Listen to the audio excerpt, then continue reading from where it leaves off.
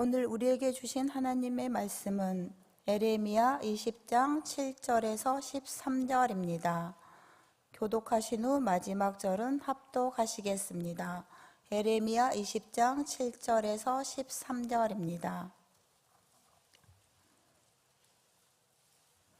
여호와여, 주께서 나를 권유하심으로 내가 그 권유를 받았사오며 주께서 나보다 강하사 이기셨으므로 내가 조롱거리가 되니 사람마다 종일토록 나를 조롱하나이다.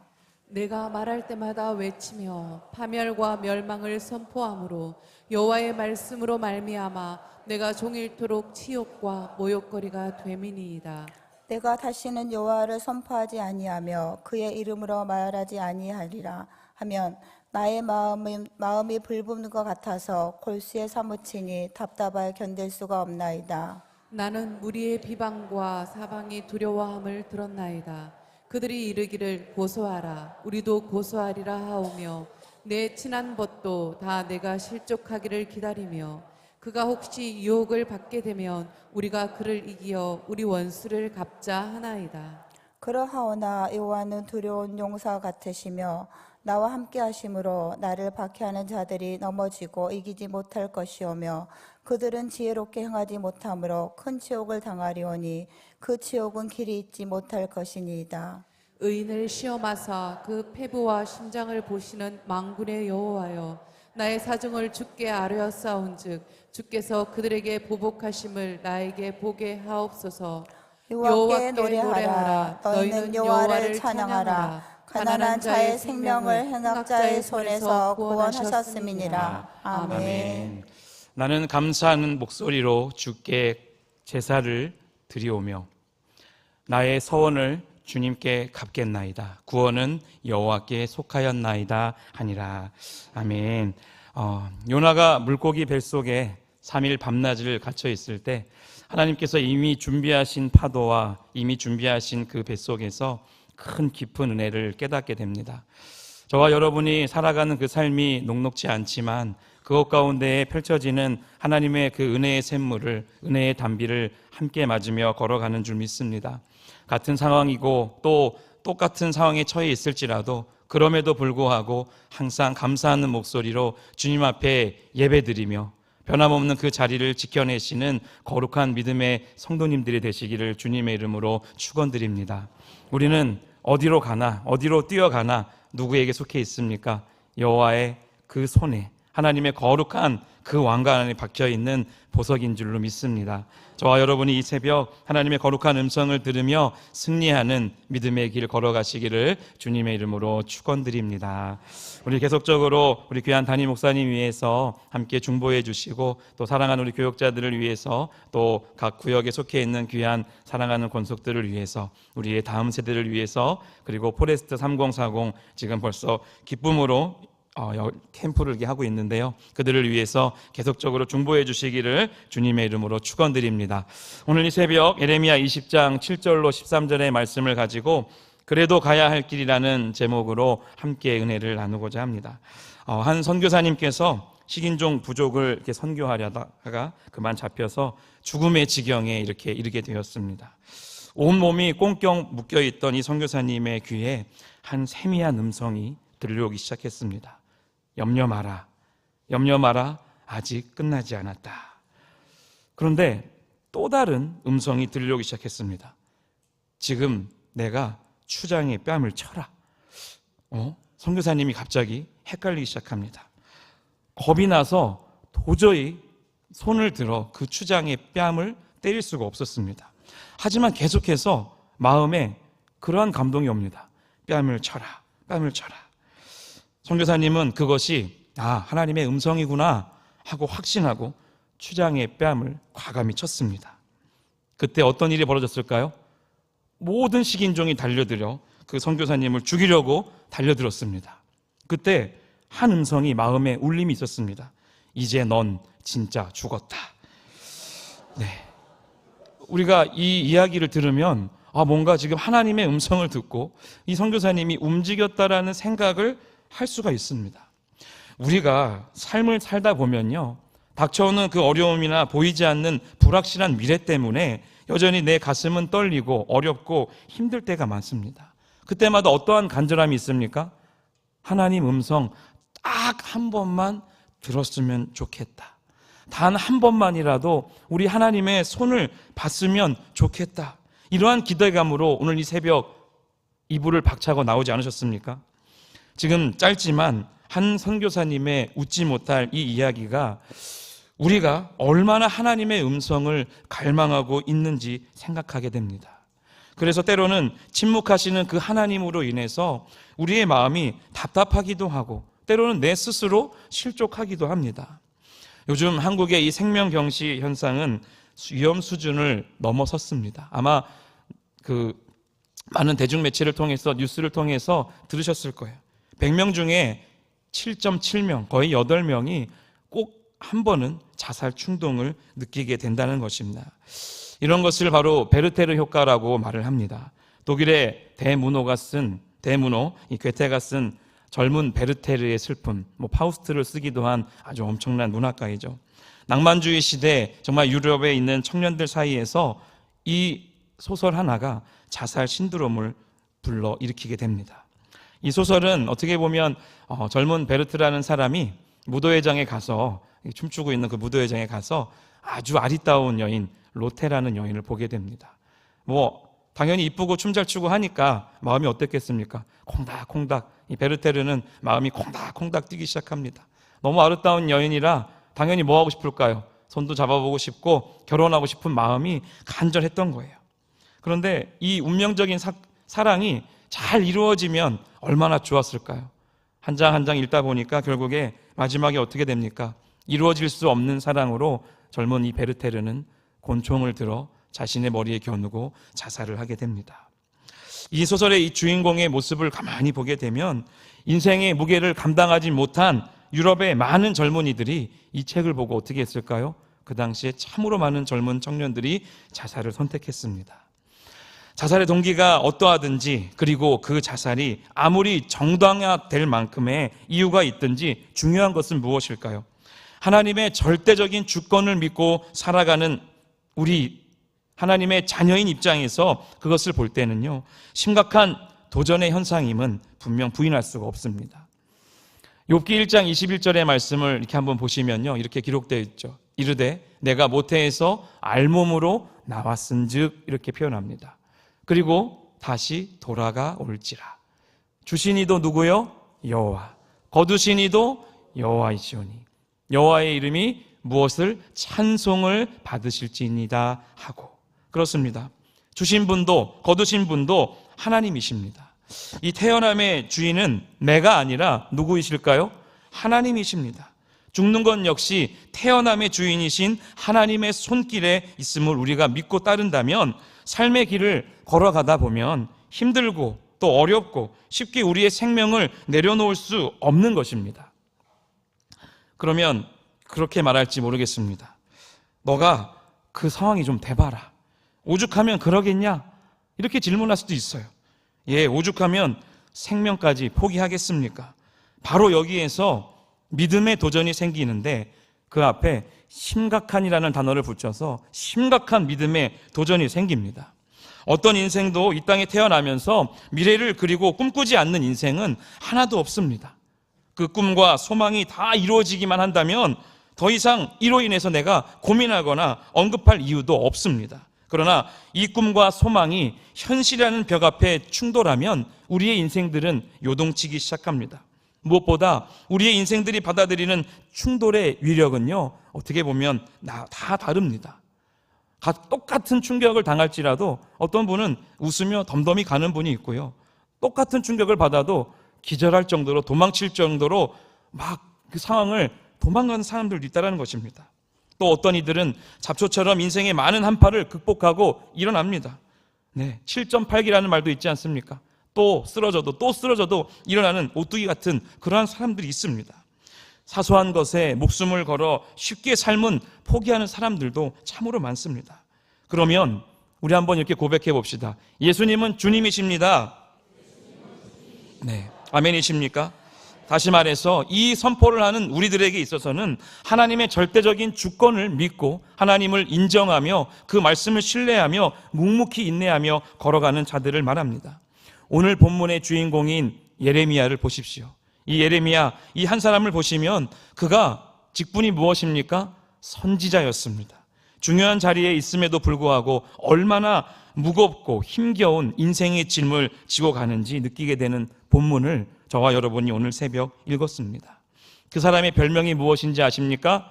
눈물의 선지자 예레미야입니다. 특별히 오늘 본문은 고난으로 인해서 그 인한 탄식이 예레미야를 통해서 배어나오는 본문이기도 합니다. 그는 본인의 인생을 허락하신, 정말 알몸으로 시작하여서 지금껏 인도하신 그 하나님께 무엇을 하고 있습니까? 한탄을 하고 있습니다. 오늘 본문 7절과 8절의 말씀을 우리 다시 한번 그 예레미야의 심정으로 다 같이 읽어보겠습니다.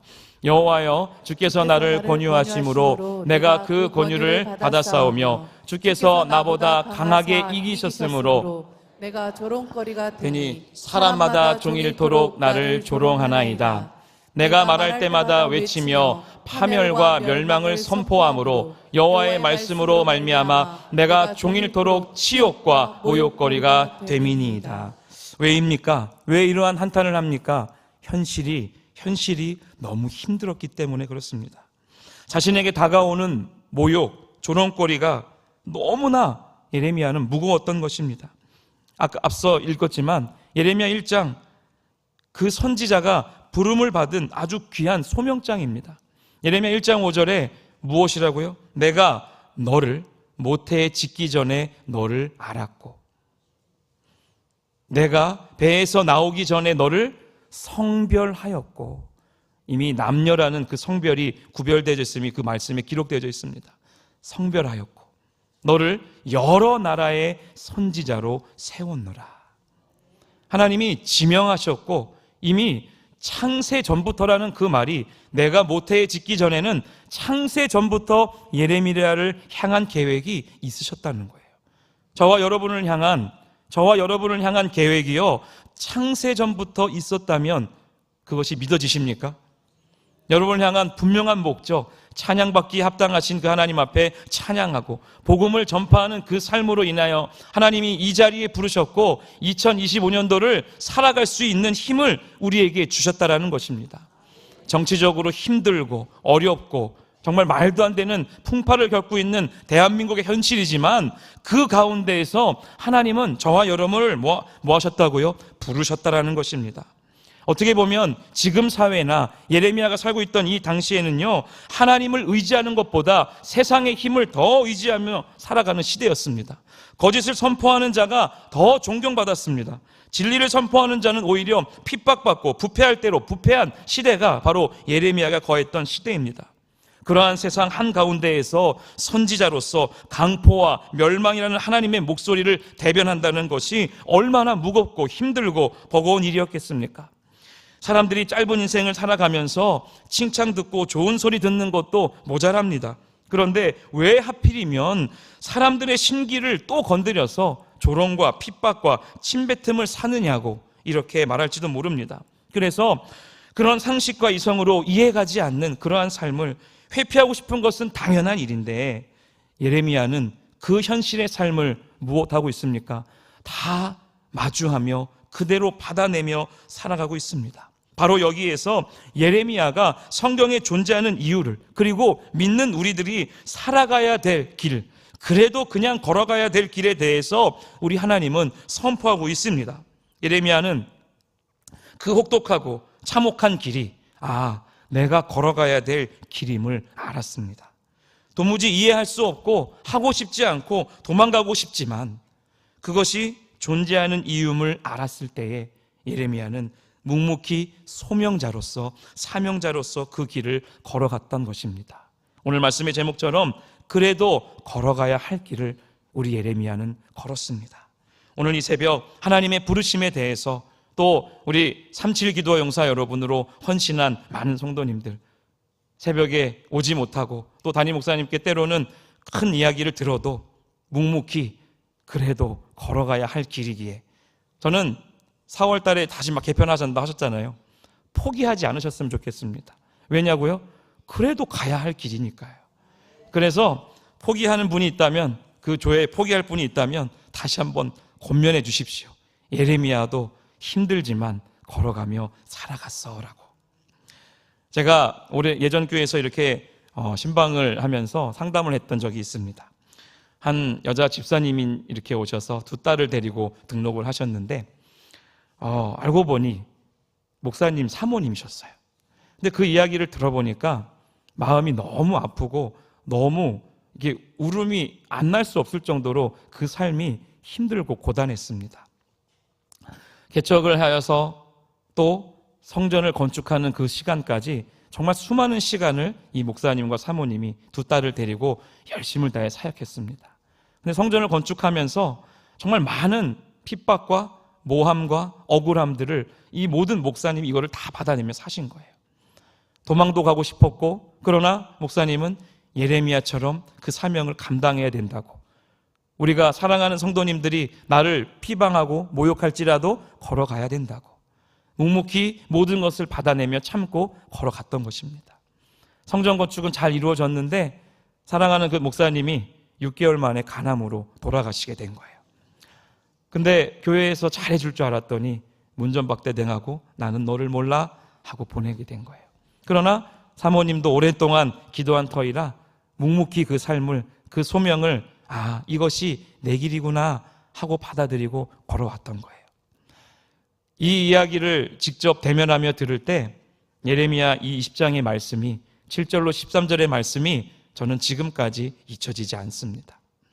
그 말씀을 듣고 걸어갈 때 수많은 모험 속에 어떻게든 아름다운 성전이 잘 건축되었는데 반년도 되지 않아서 세상을 떠난 하나님, 어떻게 보면 대체 하나님 이게 뭡니까? 정말 하나님 위해 살았는데 이게 뭡니까? 라고 하염없이 울고 또 물을 수 있습니다. 하지만 이내 들려오는 하나님의 음성은 오직 그만이 갈 수 있는 길이다 라는 음성을 주신 거예요. 그런데 이 음성이요, 탄식하지만 예레미야는 또 어떻게 합니까? 오직 예레미야만이 그 길을 걸어갈 수 있기에 하나님은 창세전에 예레미야를 선택하신 것입니다. 우리는 성경에 많은 비전의 사람들을 만납니다. 소망의 사람들을 만납니다. 요셉 잘 아시죠? 어려운 현실 속에서 정말 수많은 모험을 받지만 하나님을 의지하여서 끝까지 인내해서 애굽의 총리가 됩니다. 다윗은 수많은 역경을 견뎌내어 결국 왕으로 등극합니다. 너무도 잘 아는, 설교 시간이면 거의 빠지지 않을 만한 두 인물, 요셉과 다윗.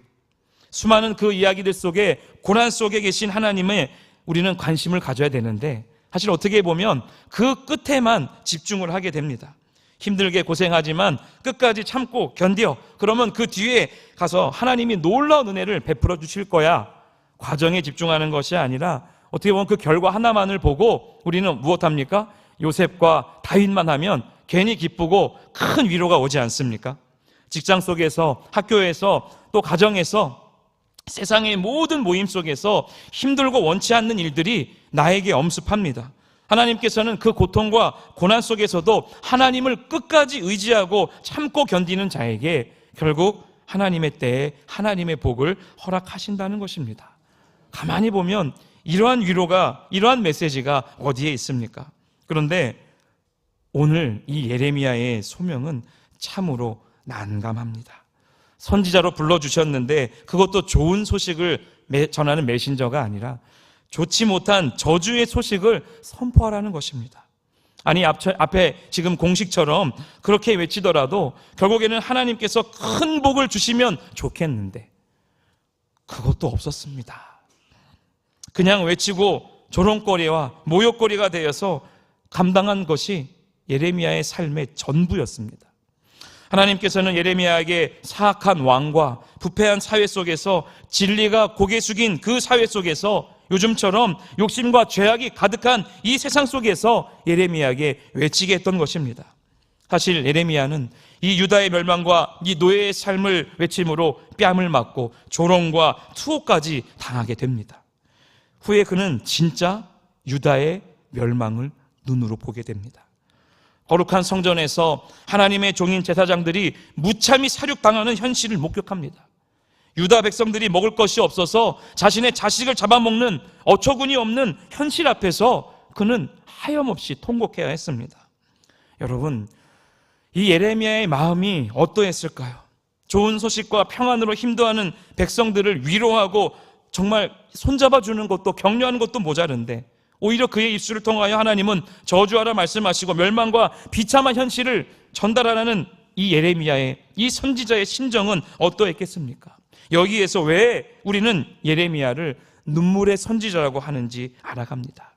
그는 이렇게 기도했을지도 모릅니다. 하나님이 지금 살아계시다면 지금 이렇게 비참한 현실을 조금이라도 되돌려 주옵소서. 이런 기도를 왜 못했겠습니까? 그 탄식의 기도가 예레미야 애가에 나옵니다. 얼마나 눈물로 그것을 적을 수 없었으면 제목이 예레미야 애가입니까? 오늘 본문 9절 말씀을 한번 다 같이 읽어보겠습니까? 내가 다시는 여호와를 선포하지 아니하며 그의 이름으로 말하지 아니하리라 하면 나의 마음이 불붙는 것 같아서 골수에 사무치니 답답하여 견딜 수 없나이다. 네, 그 현실을 하나님의 이 전하라는 이 말씀을 전하지 않으면 내 마음이요 골수까지 사무쳐서 답답하다랍니다. 탄식의 소명자, 그 말이 등장하게 되는 것입니다. 탄식하며 그 무거운 인생의 무게를 그는 포기하지 않습니다. 선포하는 것을 포기하지 않았습니다. 정말 불붙는 그 하나님의 마음, 불붙게 하는 하나님의 마음이 있었기 때문에 그 작금의 현실이 어렵고 힘들지만 모욕과 조롱을 당하고 뺨을 맞고 있지만 예레미야는 그 길을 어떠합니까? 걸어가고 있는 것입니다. 그 길이 바로 그래도 우리가 걸어가야 될 길임을 그는 깨달았던 것입니다. 사랑하는 성도 여러분, 우리의 인생의 무게는 얼마나 됩니까? 아니, 그 무거운 인생의 짐 때문에 눈물 흘리고 계시지요. 말 못하며 이 새벽 나와 탄식하며 가슴앓이 하고 있지 않습니까? 그러나 이 현실이 이 땅에 나를 보내신 하나님께서 내게 허락하신 길임을 잊지 마십시오. 눈물 나지만 고통스럽지만 예수를 주라 고백한 우리에게 그 길은 넉넉히 감당해야 될 사명자의 길입니다. 돈은 없지만 가정의 자녀들이 잘 되지 못해 자랑할 것이 없지만 상처로 멍든 심령이지만 그것으로 하나님께서 부르셨다면 우리는 넉넉히 순종하고 달려가야 합니다. 사랑하는 성도 여러분, 탄식할 것이 너무 많은 시대에 살아갑니다. 그것을 자살로 해결하는 사회 속에 우리는 오히려 그 무거운 짐을 지고 하나님께서 나를 부르셨다라는 소명과 사명감으로 살아갔으면 좋겠습니다. 조금 손해보는 것 같고 조금 억울해도요, 그 길이 하나님께서 그래 너가 걸어가야 될 길이라고 말씀하신다면, 그렇게 원하신다면 그 길을 걸어갑시다. 이 땅에서는 누리지 못해도 하늘나라에 있을 그 상급을 기대하며 참 크고 놀라운 은혜를 사모하시기를 주님의 이름으로 축원드립니다. 두 번째는 예레미야는요, 탄식을 넘어 이제 소망의 선지자로 걸어갑니다. 오늘 본문 11절과 12절의 말씀에 그것이 기록되어져 있습니다.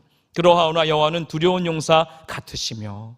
참 이 고백이 한 줄 한 줄 얼마나 은혜가 되는지 모르겠습니다. 나와 함께 하심으로, 나와 함께 하신 하나님이 지금 예레미야 곁에 계십니다. 뺨을 맞는 현장 속에, 침뱉음 당하는 그 현장 속에 예레미야는 하나님의 손을 잡고 서 있던 거예요. 많은 사람들이 저 말씀처럼 지혜롭게 행하지 못함으로 큰 치욕을 당하리오니 그 치욕은 길이 잊지 못할 것이니이다. 얼마나 무섭습니까? 12절 말씀에 의인을 시험하사 그 패부와 심장을 보시는 만군의 여호와시니, 창조주이심을 또 선포하는 거예요. 나의 사정을 주님께 모든 것을 토로했다는 거예요. 주께서 그들에게 뭐 하십니까? 보복하심을 나에게 보게 하옵소서. 유다의 멸망의 끝자리를 하나님이 결국 보게 하시는 것입니다. 예레미야가 이 눈물과 탄식 속에서도 소망을 가질 수 있었던 것은 오직 하나님을 믿고 신뢰했기 때문입니다. 세계적으로 유명한 윤리학자인 존 캐버너프가 이런 일을 했습니다. 예전에 마더 테레사가 있던 죽어가는 자들의 집에서요 3개월 동안 봉쇄를 했답니다. 그리고 진정한 인생이 무엇인가를 인 존 캐버너프는 너무 깨닫고 싶었던 거예요. 그래서 가장 힘든 그 자리에 가서 3개월 동안 봉사하면서 테레사 수녀를 만나 이제 나를 위해 좀 기도해 달라고 부탁을 했습니다. 근데 이 테레사 수녀가 물어봤습니다. 그러면 제가 뭐라고 기도해 드릴까요? 그랬더니 이 존 캐버너프가 이렇게 대답했답니다. 확실한 인생의 답을 얻도록 기도해 주세요, 수녀님. 네. 그런데 그 수녀가 당연히 네, 그렇게 기도해 드리겠습니다라고 할 줄 알았겠지만 그렇게 이야기하지 않았습니다. 인생의 확실한 답은요, 제가 살아온 인생길에 단 한 번도 본 적이 없습니다. 내게 늘 있던 것은 믿음이었습니다. 그러니 선생님도 하나님을 믿도록 기도하겠습니다. 이 얼마나 심령을 깨부셔버리는 응답입니까? 희망과 소망의 빛은 하나님에서부터 시작되는 것입니다. 바로 나로부터 시작될 때 절망과 불안이 사실은 엄습하는 것입니다. 하나님으로부터 시작해야 그것이 소망이고, 그것이 내 스스로 내 안에 있는 모든 지식으로 내가 시작하며 걸어간다면 절망만 다가올 뿐입니다. 사랑하는 성도 여러분, 오늘 이 새벽 주님께서 나를 이기게 하실 줄 믿습니다. 내가 그럼에도 불구하고 나를 이기게 하실 그 하나님을 찬양하면서 외치며 선포하며 묵묵히 가십시오. 고통 중에 있는 이스라엘을 회복시키려는 그 확신과 소망이 나에게 있다면 하나님을 끝까지 신뢰하고 소망을 가지고 그래도 이 길을 걸어가시기를 간절히 축원드립니다. 믿음은요, 히브리서 11장 1절에 기록되어져 있지만 바라는 것들의 실상이라고 합니다. 보이지 않는 것들의 증거라고 말씀하십니다. 그렇습니다. 보이지 않지만 믿음은 우리가 바라는 것들의 이 실상인 것처럼, 그리고 보이지 않지만 이 믿음은 우리의 소망하는 바의 증거가 되는 줄로 믿습니다. 이렇게 선포하십시오. 하나님, 제가 주님을 지금까지 믿고 여기까지 왔습니다. 뒤돌아보니 에베네셀의 하나님께서 나를 도우신 하나님의 손에 그 자국을 본다면 앞으로 걸어갈 그 미래의 길이 침뱉음 또 뺨을 맞을지라도 이 예레미야처럼 묵묵히 걸어갈 줄로 믿습니다. 마지막으로 예레미야는 결국 탄식과 소망을 넘어 이제 찬양하는 소명자가 되었습니다. 오늘 본문 13절을 다 같이 한번 읽어보겠습니다. 시작. 여호와께 노래하라. 너희는 여호와를 찬양하라. 가난한 자의 생명을 해악하는 손에서 구원하셨음이니라. 아멘. 하나님께서는 제가 아까 서두에 축복하였던 구절처럼 요나 2장의 말씀처럼 하나님의 심판을 니느웨에 외치라고 했습니다. 그런데 요나는 어떻게 했죠? 똑같이 그 현실을 회피하며 고통을 도망쳤습니다. 그만이 가야 할 길을 외면했습니다. 그러나 하나님께서는 달아난 요나에게 폭풍으로 다시 깨우십니다. 물고기를 통하여 깨닫게 하십니다. 그것이 바로 아까 선포하였던 축복하였던 요나서 2장 9절의 말씀이에요. 나는 결국에 감사하는 목소리로 주님께 제사를 드리며 나의 소원을 주께 갚겠나이다. 구원은 누구에게요? 여호와께 속하였나이다 하니라. 예레미야와 비슷한 상황이지만 요나는 도망쳤어요. 그런데 그 도망친다고 도망쳐집니까? 안 도망쳐요. 예레미야는 도망치지 않고 그 삶을 마주하며 폭풍우를 뚫고 나갑니다. 폭풍우 속에 도망쳐도요, 하나님께 붙잡히면요, 요나처럼 끝까지 하나님이 가르쳐 주시고 또 가르쳐 주십니다. 산의 뿌리까지 내려갔고 바다의 깊은 곳까지 내려갔던 요나는 결국 깨달아 하나님 감사합니다. 여러분, 이거는 가만히 보면요, 우리 37 기도용사 붙잡히셨죠? 도망 못 간다는 거예요. 다시 한번 이렇게 강조하는 것은 여러분에게 정말 한 번 더 내 안에 탄식으로 그 삶이 어렵고 힘들어서 내 상황과 환경이요 자꾸 못하게 만들어요. 그렇지만 예레미야처럼 탄식을 뛰어넘어서 그 탄식을 뛰어넘을 때 소망의 하나님의 손을 보게 되고요, 그 소망이 나에게 다가오면 지금 예레미야처럼 요나처럼 찬양하는 입술로 바뀌어지는 줄 믿습니다. 말씀을 마무리하면서 겟세마네 동산에서 기도하셨던 우리 예수님, 십자가의 길이 어떠한 길인가를 아셨던 주님, 땀이 핏방울처럼 될 만큼 기도하셨던 예수님, 비아 돌로로사, 고통의 길, 슬픔의 길, 눈물의 길, 그 십자가의 길을 우리 예수님은 걸어가셨습니다. 여러분, 우리도 이와 같이 우리의 이 현실 속에 어렵고 힘들지만 그 삶을 마주하며 나아갈 때 여전히 내 입술은 탄식할지 모르지만 하나님 앞에 탄식하며 하나님 앞에 토로할 때에 이것을 소망으로 바꿔주시고 그 소망은 찬양으로 바뀌어지는 역사가 저와 여러분의 모든 미래의 삶 위에 있기를 주님의 이름으로 간절히 축원드립니다. 아멘.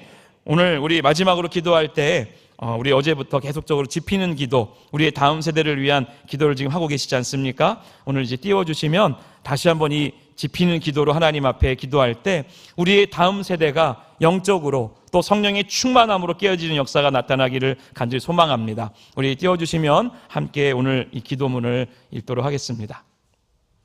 시작. 아버지의 뜻이 하늘에서 이루어짐 같이 다음 세대가 있는 학교, 학원, 어린이집에 하나님의 뜻이 이루어지길 소망합니다. 우리 다음 세대가 세상에 영향을 받는 아이들이 아닌 영향을 주는 아이들이 되게 하여 주시옵소서.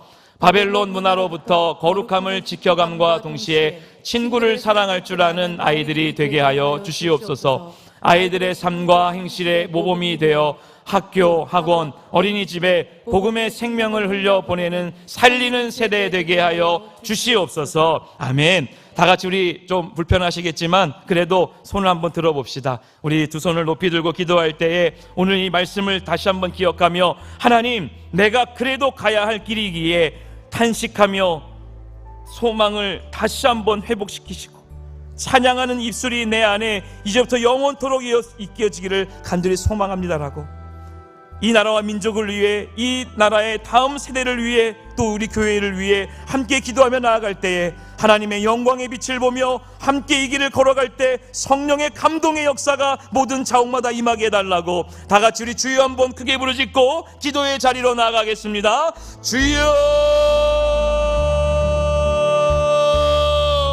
아버지 하나님, 아버지 하나님, 이 현실에 어렵고 힘들고 고난 가운데 있는 그 삶의 힘든 가운데 있는 우리의 모습을 보며 나아갑니다. 아버지 하나님, 살아계신 하나님의 손을 보며 지금도 눈물을 흘리며 참으며 걸어가는 많은 이들을 하나님께서 거룩한 은혜의 장막에 펼쳐지게 하여 주시옵소서.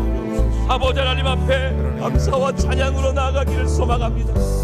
많은 이들이 나를 비방하고 모욕하고 조롱할지라도 하나님, 나는 이 길을 걸어가야 하는 주의 백성임을 내가 깨달으며 하나님, 이 길을 묵묵히 묵상하며 걸어가게 하여 주시옵소서. 아버지 하나님, 나는 할 수 없지만 오직 주의 능으로 모든 것을 내하며 또 그것을 이끌어가게 하실 만군의 여호와를 찬양하며 이 시간 나아갑니다. 하나님, 예수 그리스도의 거룩한 보혈로 우리를 안으시고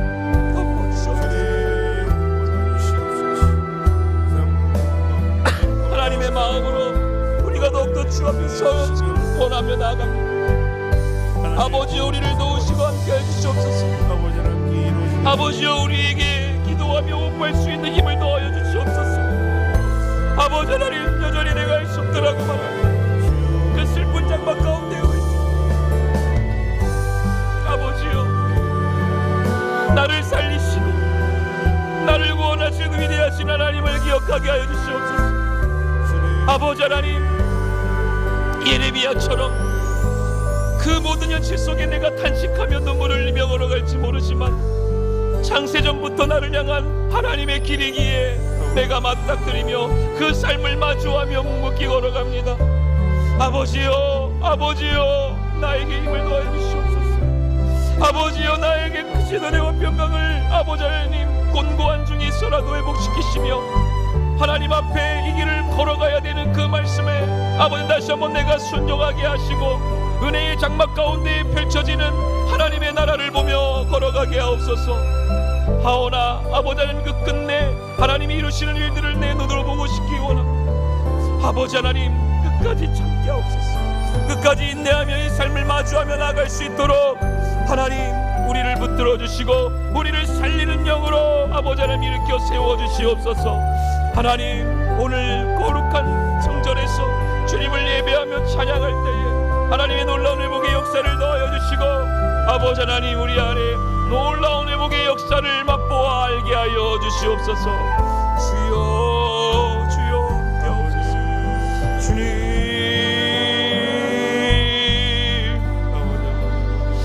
아버지 하나님 우리에게 늘 도와주시고 함께하옵소서. 그래도 고요 이 길이요 주여 함께하여 주시옵소서. 아버지여 아버지여 우리를 걱정이 긍휼을 베푸시며 함께하옵소서. 주님 감사합니다.